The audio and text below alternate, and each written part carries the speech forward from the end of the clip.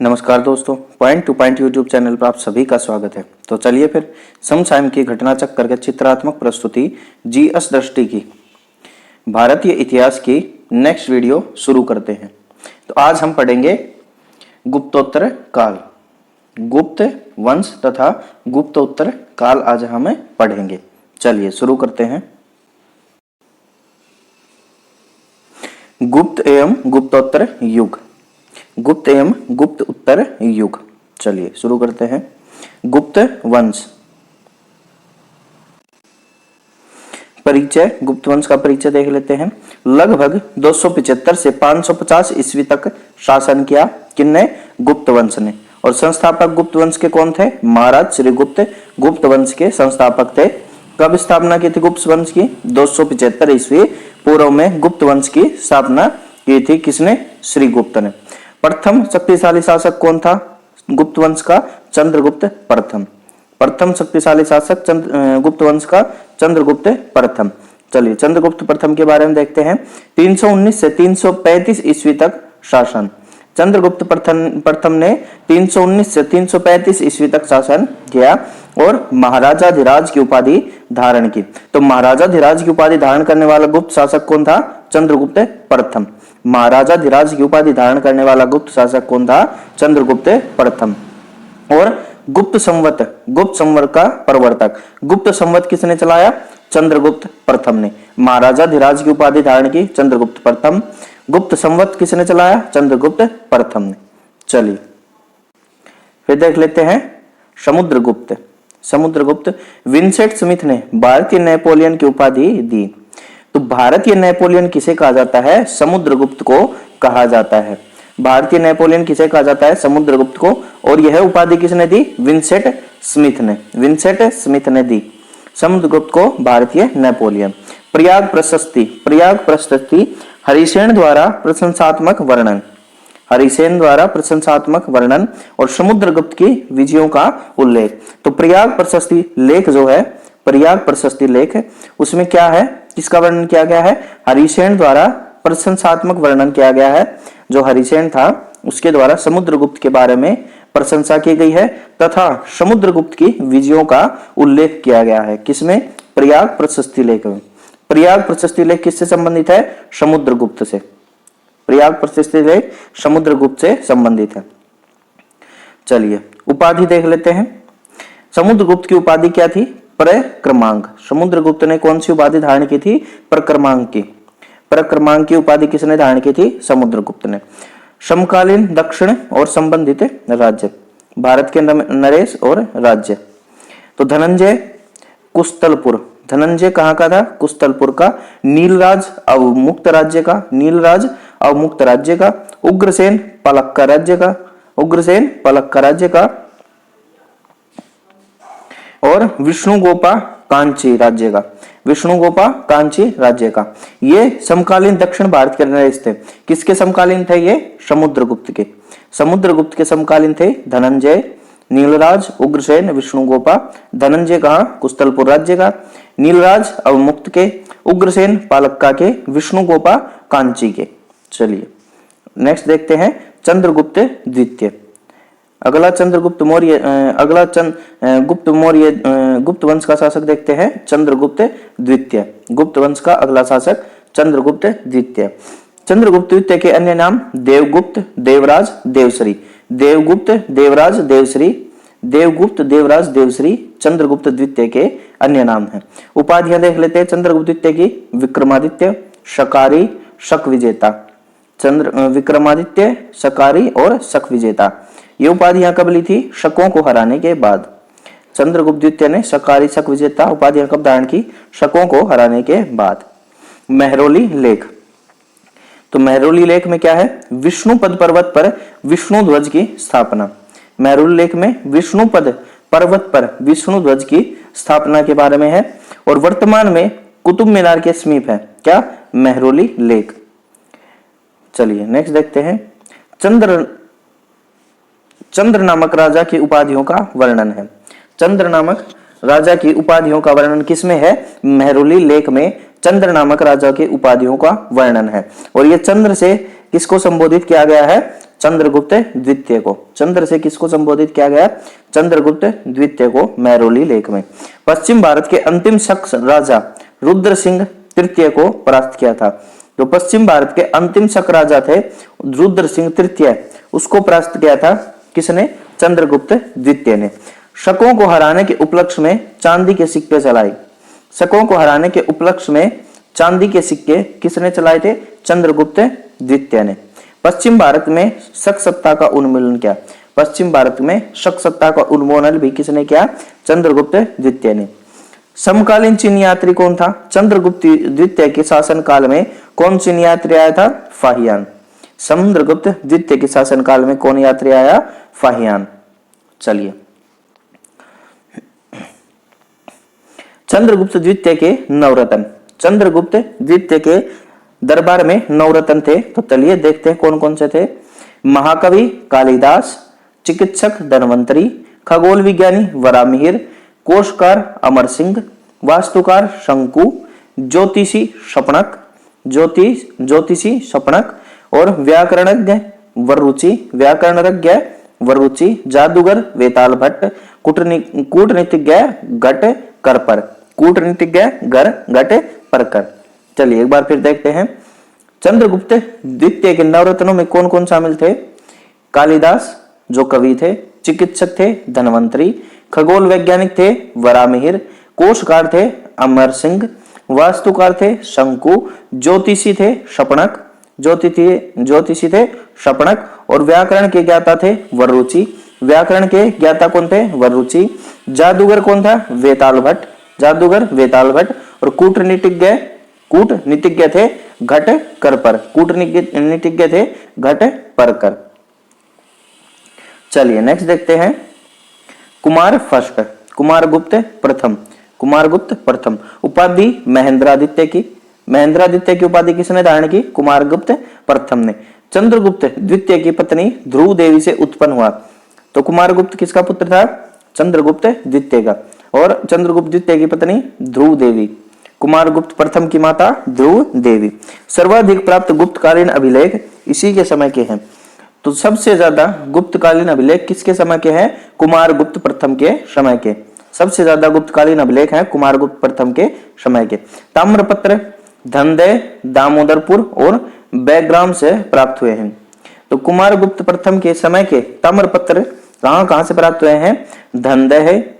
धनदय, दामोदरपुर और बैग्राम से प्राप्त हुए हैं। स्वर्ण, रजत तथा ताम्र मुद्राएं प्राप्त हुई हैं। कुमारगुप्त प्रथम के समय की स्वर्ण, रजत तथा ताम्र मुद्राएं भी प्राप्त हुई हैं।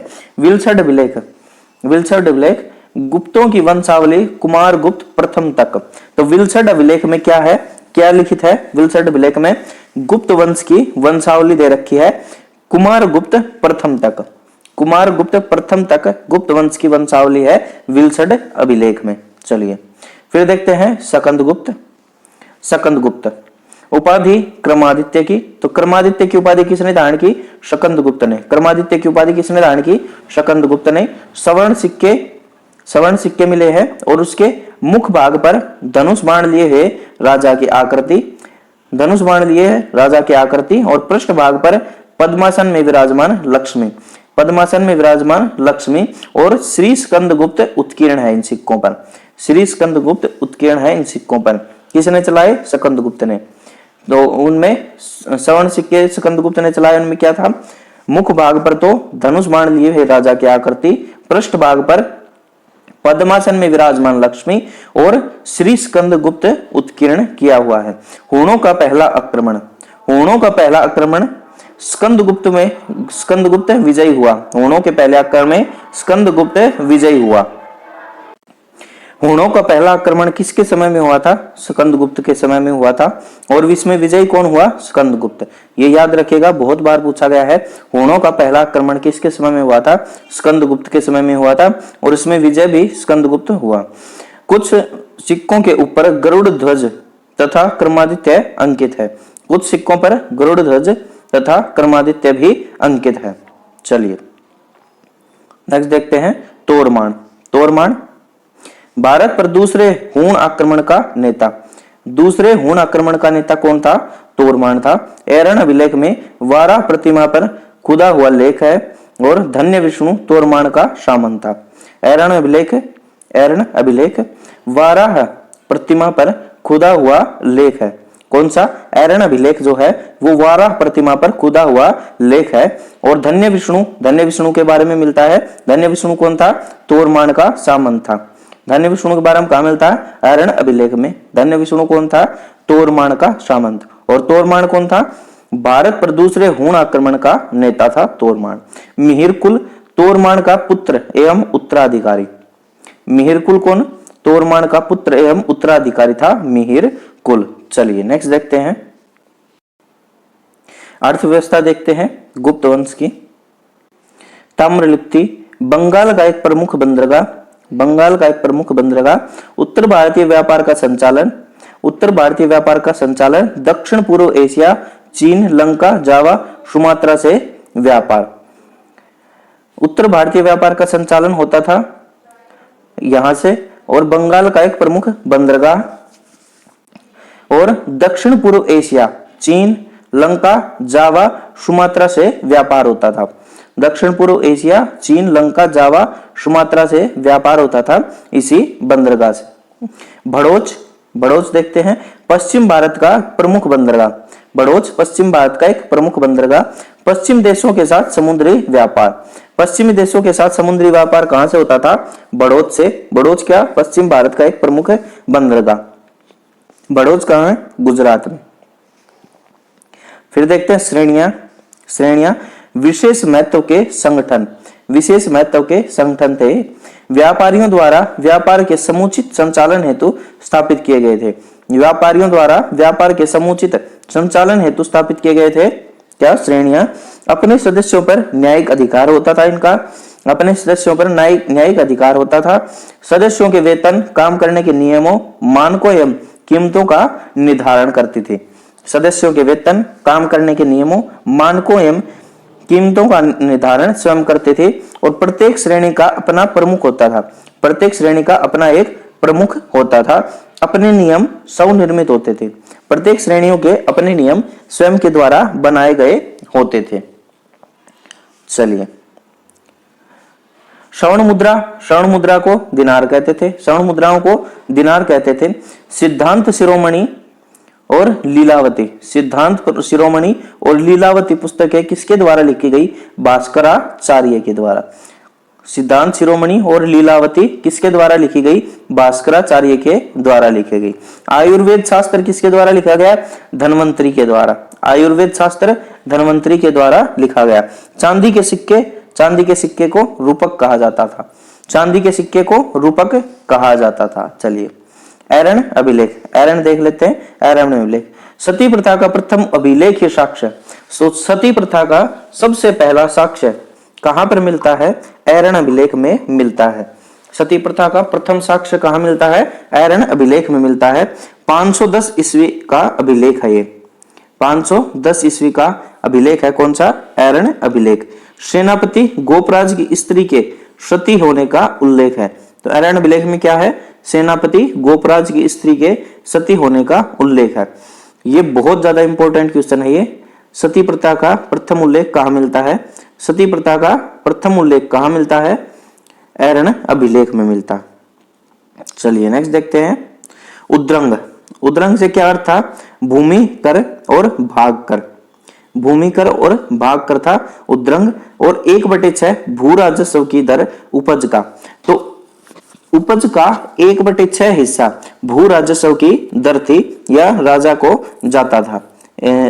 कुल उपज का 1/6 भाग। विदक भागम क्या था? प्राचीन भारत में सिंचाई कर था विदक भागम। तो विदक भागम क्या था? प्राचीन भारत में सिंचाई कर। कोसे रेशम का पर्याय था। रेशम का पर्याय मतलब रेशम की जगह यूज होने वाला कोसे। संस्कृत गुप्तकालीन उच्च लोगों की भाषा होती थी। तो संस्कृत क्या थी? गुप्तकालीन उच्च लोगों की भाषा थी संस्कृत। वारंगल लोहे के उपकरणों हेतु प्रसिद्ध। वारंगल क्या था? वारंगल जगह है, लोहे के उपकरणों के लिए प्रसिद्ध थी वारंगल। मृच्छकटिकम शूद्रक की रचना। मृच्छकटिकम शूद्रक की रचना मृच्छकटिकम। ये क्वेश्चन बहुत बार पूछा गया। अब की बार जब एनटीपीसी के एग्जाम हुए थे तो एग्जाम में बहुत बार आया था ये क्वेश्चन, मृच्छकटिकम किसकी रचना थी? शूद्रक की रचना। शतरंज गुप्त काल के दौरान उद्भूत खेल। तो गुप्त काल के दौरान एक अद्भुत खेल कौन सा था? शतरंज। गुप्त काल का खेल शतरंज। चलिए नेक्स्ट देखते हैं। प्रवरसेन। प्रवरसेन प्रथम। प्रवरसेन प्रथम 275 से 335 ईस्वी में वाकाटक वंश का था। प्रवरसेन किस वंश के थे? वाकाटक वंश के राजा थे प्रवरसेन प्रथम। सम्राट की उपाधि धारण की किसने? प्रवरसेन प्रथम ने। और 4 अश्वमेध यज्ञ करवाए। 4 अश्वमेध यज्ञ करवाए किसने? प्रवरसेन प्रथम ने। किस वंश से संबंधित थे? वाकाटक वंश से संबंधित थे। चलिए न्याय दर्शन देख लेते हैं। न्याय दर्शन। न्याय दर्शन के प्रवर्तक गौतम। गौतम ऋषि न्याय दर्शन के प्रवर्तक थे। गौतम अक्षपाद। गौतम अक्षपाद न्याय दर्शन के प्रवर्तक। न्याय का शाब्दिक अर्थ तर्क या निर्णय। न्याय का शाब्दिक अर्थ यहाँ क्या है? तर्क या निर्णय। और 16 पदार्थों तत्वों का अस्तित्व। न्याय दर्शन में क्या? 16 पदार्थों या तत्वों का अस्तित्व बताया गया। चलिए सांख्य दर्शन देखते हैं। सांख्य दर्शन के प्रतिपादक महर्षि कपिल। सांख्य दर्शन के प्रतिपादक महर्षि कपिल। और सिद्धांत आत्मा का आवागमन। सांख्य दर्शन में क्या सिद्धांत है? आत्मा का आवागमन। अज्ञानता की ही दुखों का कारण है। अज्ञानता ही दुखों का कारण है दिया गया सांख्य दर्शन में। चलिए सांख्य दर्शन किसके? महर्षि कपिल का। चलिए वेदांत दर्शन। वेदांत दर्शन भारतीय विचारधारा की पराकाष्ठा है। भारतीय विचारधारा की पराकाष्ठा किनमें है? वेदांत दर्शन में। 3 आधार है वेदांत दर्शन के, उपनिषद, ब्रह्मसूत्र और भगवत गीता। वेदांत दर्शन के कितने आधार हैं? 3 आधार हैं, उपनिषद, ब्रह्मसूत्र और भगवत गीता। उपनिषद, ब्रह्मसूत्र और भगवत गीता। चलिए दर्शन देख लेते हैं और उनके प्रवर्तक देख लेते हैं। दर्शन योग। योग दर्शन के प्रवर्तक पतंजलि। योग दर्शन के प्रवर्तक पतंजलि। वैशेषिक दर्शन के प्रवर्तक कणाद। वैशेषिक दर्शन के प्रवर्तक कणाद। मीमांसा दर्शन के प्रवर्तक जैमिनी। मीमांसा दर्शन के प्रवर्तक जैमिनी। वेदांत दर्शन के प्रवर्तक बादरायण। वेदांत दर्शन के प्रवर्तक बादरायण। अद्वैतवाद दर्शन के प्रवर्तक शंकराचार्य। अद्वैतवाद दर्शन के प्रवर्तक शंकराचार्य। विशिष्टता अद्वैतवाद के विशिष्ट अद्वैतवाद दर्शन के प्रवर्तक कौन है? रामानुजाचार्य। विशिष्टता अद्वैतवाद के दर्शन के प्रवर्तक रामानुजाचार्य। द्वैतवाद दर्शन के प्रवर्तक मध्वाचार्य। द्वैतवाद दर्शन के प्रवर्तक मध्वाचार्य। और नव्य न्याय दर्शन के प्रवर्तक गंगेश उपाध्याय। नव्य न्याय दर्शन के प्रवर्तक गंगेश उपाध्याय। चारवाक दर्शन जड़वादी दर्शन है।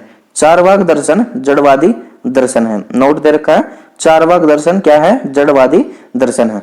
चलिए फिर देख लेते हैं एक बार। योग दर्शन पतंजलि। वैशेषिक दर्शन कणाद। मीमांसा दर्शन जैमिनी। वेदांत दर्शन बादरायण। अद्वैतवाद दर्शन शंकराचार्य। विशिष्टता अद्वैतवाद दर्शन विशिष्ट अद्वैत दर्शन रामानुजाचार्य। द्वैतवाद दर्शन मध्वाचार्य। नव्य न्याय दर्शन गंगेश उपाध्याय। चलिए नेक्स्ट देखते हैं। गुर्जर जाति का प्रथम उल्लेख। गुर्जर जाति का प्रथम उल्लेख कौन सा था? ऐहोल लेख।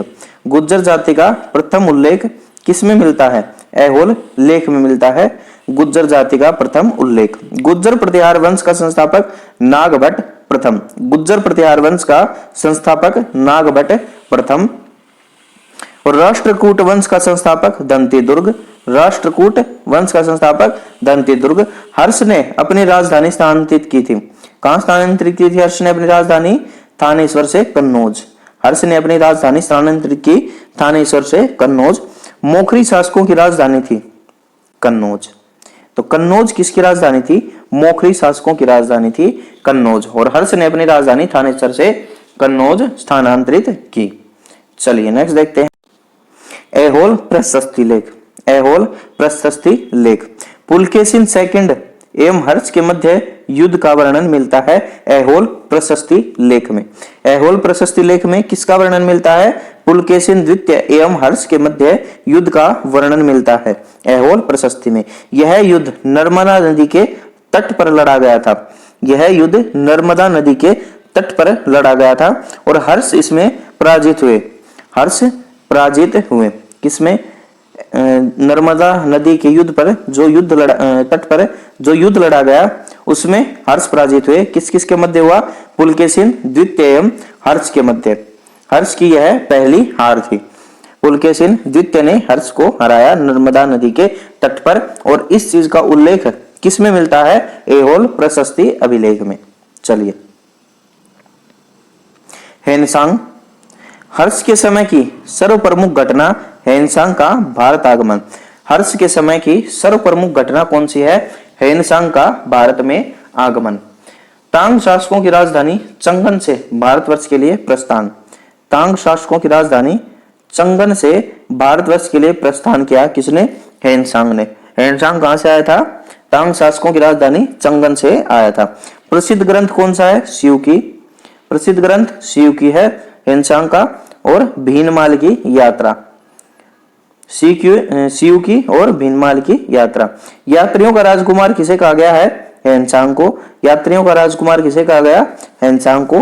637 ईस्वी में नालंदा विश्वविद्यालय का दौरा किया। 637 ईस्वी में नालंदा विश्वविद्यालय का दौरा किसने किया? हेनसांग ने किया। चलिए, उल्लेख क्या क्या उल्लेख है? मथुरा सूती वस्त्रों के लिए प्रसिद्ध था। मथुरा सूती वस्त्रों के लिए प्रसिद्ध था। वाराणसी रेशमी वस्त्रों के लिए प्रसिद्ध था। मथुरा सूती वस्त्रों के लिए प्रसिद्ध, वाराणसी रेशमी वस्त्रों के लिए प्रसिद्ध था। चलिए, अब देख लेते हैं चार धाम। चार धाम कौन कौन से हैं? चार धाम कौन कौन से हैं? बद्रीनाथ उत्तराखंड में, द्वारका गुजरात में, पुरी उड़ीसा में, रामेश्वरम तमिलनाडु। बद्रीनाथ, द्वारका, पुरी, रामेश्वरम। बद्रीनाथ उत्तराखंड, द्वारका गुजरात, पुरी उड़ीसा और रामेश्वरम तमिलनाडु। चलिए, त्रिकोणीय संघर्ष। त्रिकोणीय संघर्ष किस किस के बीच हुआ था? राष्ट्रकूट, पाल और गुज्जर प्रतिहार। त्रिकोणीय संघर्ष किस किस के बीच हुआ था? राष्ट्रकूट, पाल और गुज्जर प्रतिहारों के बीच हुआ था त्रिकोणीय संघर्ष। और इनमें अंतिम रूप से विजयी कौन रहे? गुज्जर प्रतिहार त्रिकोणीय संघर्ष के विजेता रहे। चलिए, शंकराचार्य स्थापित मठ। शंकराचार्य जी द्वारा स्थापित मठ कौन कौन से थे? उत्तर में था ज्योतिर्मठ उत्तराखंड में। उत्तर में ज्योतिर्मठ मठ उत्तराखंड में। दक्षिण में श्रृंगेरी कर्नाटक में। दक्षिण में श्रृंगेरी कर्नाटक में। पूर्व में पुरी उड़ीसा में। पूर्व में पुरी उड़ीसा में और पश्चिम में द्वारका गुजरात में। उत्तर में ज्योतिर्मठ, दक्षिण में श्रृंगेरी, पूर्व में पुरी उड़ीसा और पश्चिम में द्वारका गुजरात। ये चार मठ शंकराचार्य द्वारा स्थापित मठ है। चलिए, नेक्स्ट देखते हैं। हर्ष के समय प्रति 5वें वर्ष प्रयाग के संगम क्षेत्र में आयोजित समारोह था। कौन सा था? महामोक्ष परिषद। हर्ष के समय में प्रति 5 वर्ष में प्रयाग के संगम क्षेत्र में आयोजित कौन सा समारोह आयोजित होता था? महामोक्ष परिषद समारोह आयोजित होता था। महामोक्ष परिषद के छठे समारोह में प्रयाग में उपस्थित विदेशी यात्री था हेनसांग। महामोक्ष परिषद के छठे समारोह में प्रयाग में उपस्थित कौन था? हेनसांग। प्राचीन कालीन चीनी लेखों द्वारा भारत को दिया गया नाम। तो प्राचीन कालीन चीनी लेखों द्वारा भारत को क्या नाम दिया गया? यिंतु और थियांतु। यिंतु थियांतु प्राचीन चीनी लेखकों ने भारत को दिए गए नाम। नालंदा विश्वविद्यालय को नष्ट किया गया।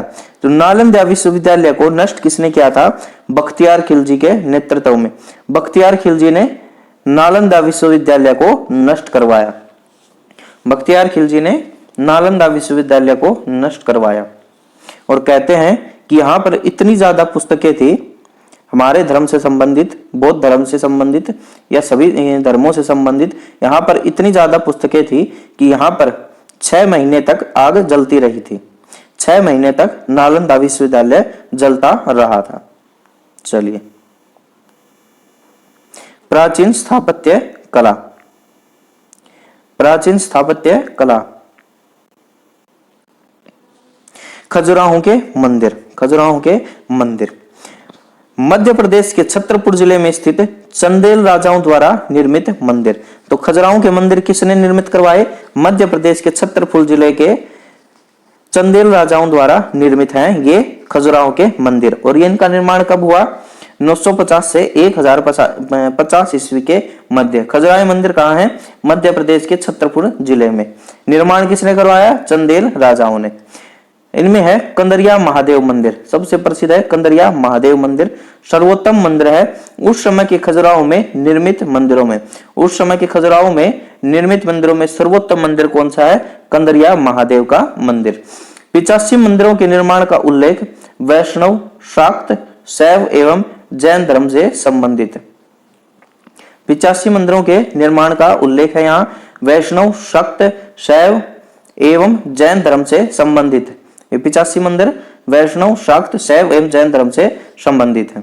चलिए, मातंगेश्वर मंदिर, मातंगेश्वर मंदिर भगवान शिव को समर्पित। खजुराहो में है मातंगेश्वर मंदिर भगवान शिव को समर्पित। पार्श्वनाथ मंदिर, पार्श्वनाथ मंदिर जैन मंदिर, पार्श्वनाथ मंदिर जैन मंदिर ये भी खजुराहो में स्थित है। और खजुराहो में अन्य मंदिर 64 योगिनी, ब्रह्मा दूलादेव मंदिर और जिननाथ का मंदिर।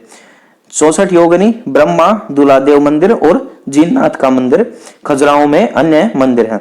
यूनेस्को की विश्व धरोहर में स्थल में सूची में शामिल, यूनेस्को की विश्व धरोहर स्थल सूची में शामिल है खजुराहो के मंदिर। मंदिरों की निर्माण शैली कौन सी है? नागर। खजुराहो की निर्माण शैली कौन सी है? नागर शैली में निर्मित है। नागर शैली कहाँ की है? उत्तर भारत की शैली है नागर शैली। मंदिरों की निर्माण शैली, खजुराहो के मंदिरों की निर्माण शैली कौन सी है? नागर शैली। चलिए नेक्स्ट देखते हैं।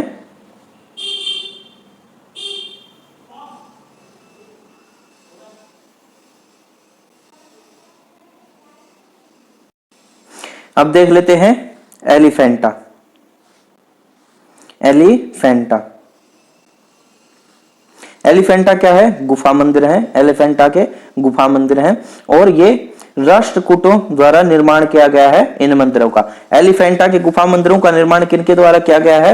राष्ट्रकूट शासकों के द्वारा। राष्ट्रकूट शासकों के द्वारा एलिफेंटा का निर्माण। त्रिमूर्ति शिव की प्रतिमा है एलिफेंटा में। त्रिमूर्ति शिव की प्रतिमा एलिफेंटा में।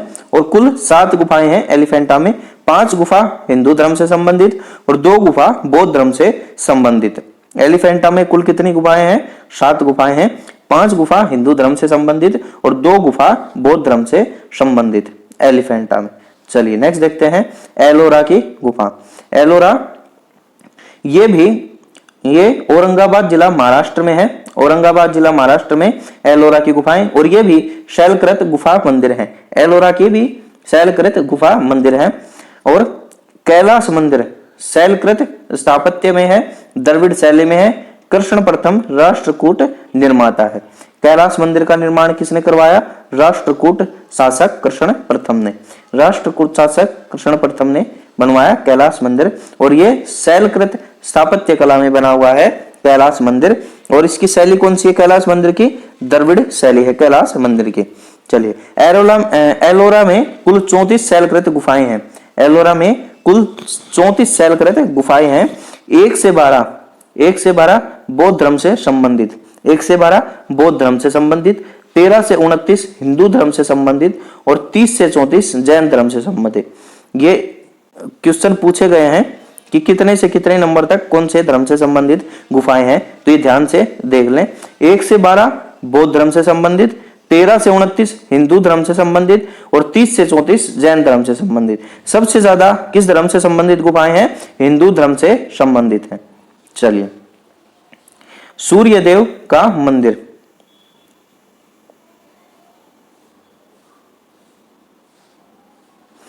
सूर्यदेव मंदिर, कोणार्क का सूर्यदेव मंदिर, निर्माता नरसिंह देव वर्मन प्रथम चोडगंग।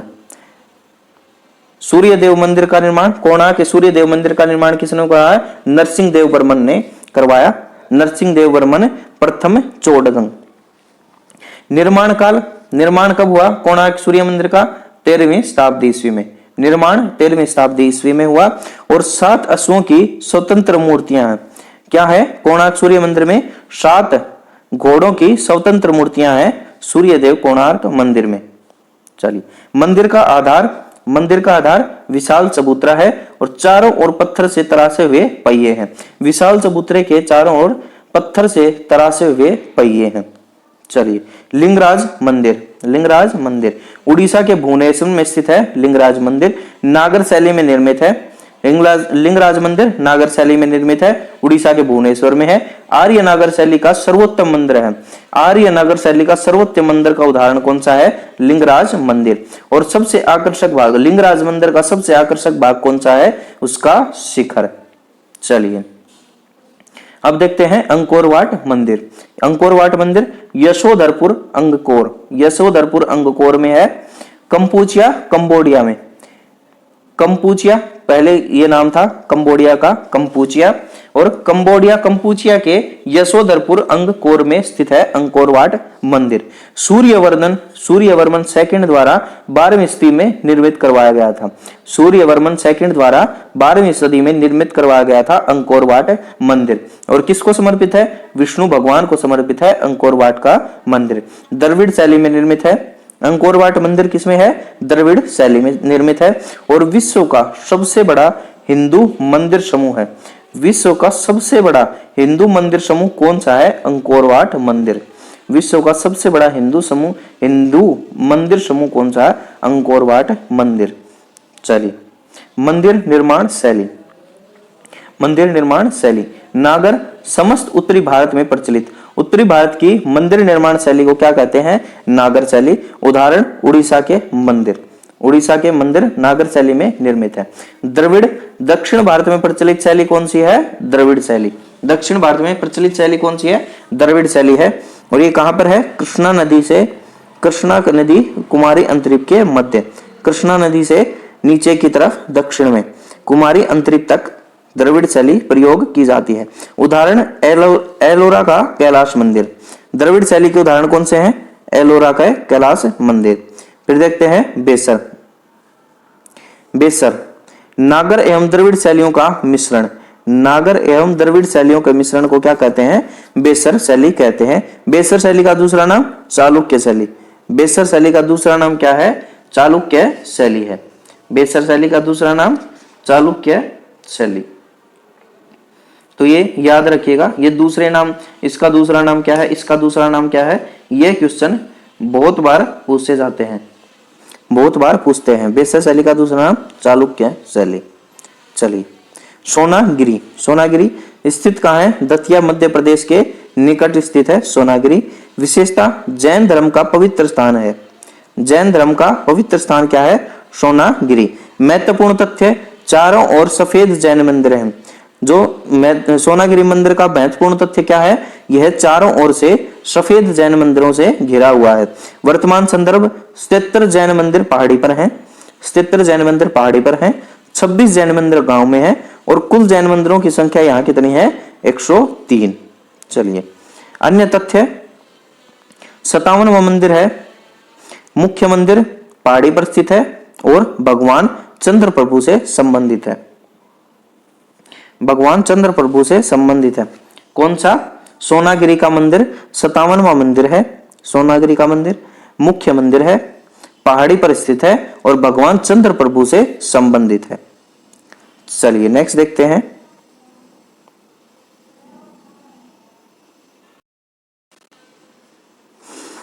मंदिर स्थान और निर्माता। मंदिर स्थान और निर्माता। तो मंदिर दिलवाड़ा जैन मंदिर माउंट आबू में स्थित है। भीमदेव प्रथम के सामंत विमल शाह ने बनवाया। दिलवाड़ा का जैन मंदिर कहाँ है? माउंट आबू राजस्थान में है। भीमदेव प्रथम के सामंत विमल शाह द्वारा बनवाया गया। पालीताना जैन मंदिर। पालीताना जैन मंदिर कहाँ है? शत्रुंजय पहाड़ी भावनगर में। शत्रुंजय पहाड़ी भावनगर में है पालीताना जैन मंदिर। मोढेरा सूर्य मंदिर कहाँ है? गुजरात में। किसने बनवाया? भीमदेव प्रथम ने। मोढेरा सूर्य मंदिर गुजरात, भीमदेव प्रथम ने। रथ मंदिर महाबलीपुरम। रथ मंदिर कहाँ है? महाबलीपुरम में। किसने बनवाया? पल्लव शासकों ने। रथ मंदिर महाबलीपुरम पल्लव शासकों द्वारा निर्मित। बृहदीश्वर मंदिर तंजौर में, बृहदीश्वर मंदिर तंजौर में राजराज प्रथम द्वारा। बृहदीश्वर मंदिर तंजौर में किसके द्वारा? राजराज प्रथम द्वारा। विरूपाक्ष मंदिर हम्पी में, विरूपाक्ष मंदिर हम्पी में। एक बार फिर से देख लेते हैं। दिलवाड़ा जैन मंदिर माउंट आबू में, राजस्थान। भीमदेव प्रथम के सामंत विमल शाह ने। पालीताना जैन मंदिर शत्रुंजय पहाड़ी भावनगर में। मोढेरा सूर्य मंदिर गुजरात में, मोढेरा सूर्य मंदिर गुजरात में भीमदेव प्रथम द्वारा। रथ मंदिर महाबलीपुरम पल्लव शासकों द्वारा, रथ मंदिर महाबलीपुरम पल्लव शासकों द्वारा। बृहदीश्वर मंदिर तंजौर राजराज प्रथम द्वारा, बृहदीश्वर मंदिर तंजौर राजराज प्रथम द्वारा। और विरूपाक्ष मंदिर हम्पी में। चलिए, पंचायतन शैली। पंचायतन शैली कौन सी है? मंदिर रचना की एक शैली है पंचायतन। पंचायतन क्या है? मंदिर रचना की एक शैली है पंचायतन। किसी देवता और उसके साथ 4 अन्य देवताओं का मूर्ति समूह होता है पंचायतन में।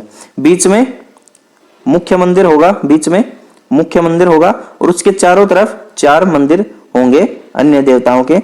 ये होता है पंचायतन शैली में। किसी देवता और उसके साथ 4 अन्य देवताओं का मूर्ति समूह पंचायतन शैली में होता है। तो आज यहीं तक रखते हैं।